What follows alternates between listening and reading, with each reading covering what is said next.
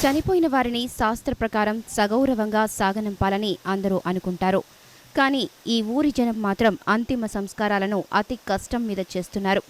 మృతదేహాన్ని మోసుకుంటూ వాగును దాటి మరీ అయిన వారికి కడసారి వీడ్కోలు పలుకుతున్నారు.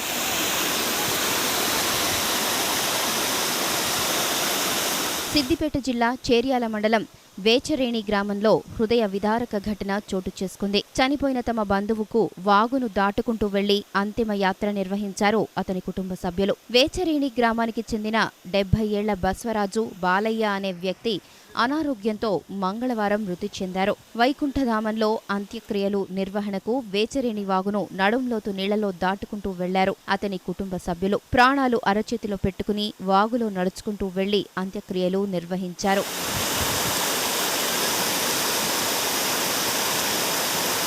వేచరేణి వాగుకు ఇవతల గ్రామం, అవతల వైపు వైకుంఠధామం ఉండటంతో వాగుపై బ్రిడ్జి నిర్మించాలని గ్రామస్తులు కోరుతున్నారు.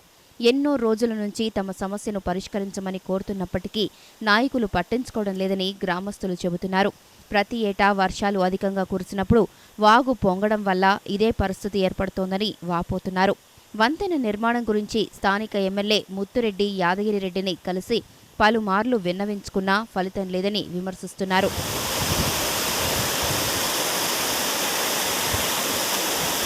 మరోవైపు వేచరణి వాగుపై వంతెన నిర్మాణానికి 1,90,00,000 మంజూరైనట్లు అధికారులు చెబుతున్నారు. పనుల ఒప్పందం అక్టోబర్ వరకు ఉందని, పనుల్లో జాప్యంపై ఇప్పటికే కాంట్రాక్టర్కు 2 సార్లు నోటీసులు కూడా ఇచ్చినట్టు చెబుతున్నారు.